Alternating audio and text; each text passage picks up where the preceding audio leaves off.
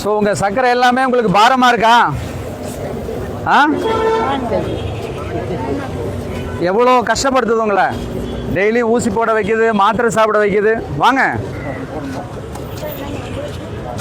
சர்க்கரை இல்லாதவங்க கவலையை கூட பறக்க விடலாம். சர்க்கரை இல்லைன்னு யாரும் ஒதுங்கி நிற்க வேண்டாம். வாங்க. ஸோ இந்த பலூனில் என்ன ஃபில் ஆயிருக்கு? ஆ, எப்பா என்னப்பா ஃபில் ஆயிருக்கு? என்னென்னமோ பேர் சொல்கிறாங்க. நைட்ரஜன். ஏன் இந்த பலூன் மேலே நிற்கிது? லேசாக இருக்கிறதுனால. இதே போல் நம்ம மனசை வந்து ரொம்ப லேசாக வச்சுக்கணும். நம்ம என்ன பண்ணுறோம்? எல்லா பாரத்தையும் உள்ளே போட்டு போட்டு பிள்ளைக்கு, மகனுக்கு, மகளுக்கு, பேத்திக்கு, பேரனுக்கு, கொள்ளு பேத்திக்கு எல்லாத்துக்கும் சேர்த்து கவலைப்பட்டுட்டு இருக்கோம்.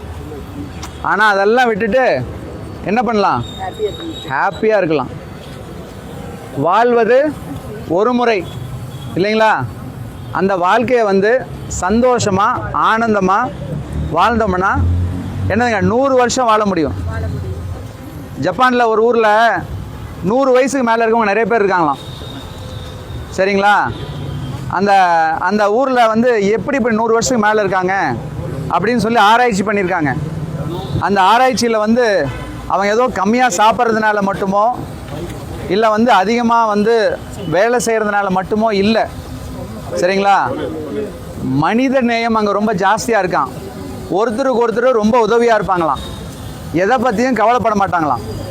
இன்னொரு முக்கியமான விஷயம் என்னென்னா, அங்கே ரிட்டையர்மெண்ட்டே கிடையாதான். நம்ம ஊர் மாதிரி 60 வயசு ஆனால் ரிட்டையர்மெண்ட்டுங்கிறது கிடையாது.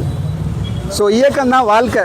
இந்த இயக்கம் வந்து நம்மளோட கடைசி மூச்சு வரைக்கும் இருந்துச்சுன்னா நம்மளோட வாழ்க்கை சந்தோஷமாகவும் ஆனந்தமாகவும் இருக்கும். அதுக்கு என்ன செய்யணும்?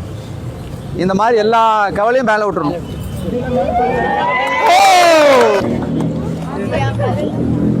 ஒன்றுமே இல்லாத விஷயத்தெல்லாம் நம்ம நினச்சி பெருசாக்குறோம் இல்லைங்களா? அந்த மனசில் நினைக்கிறத விட்டுட்டோம்னாவே பாதி பிரச்சனை சால்வ் ஆகிடும்.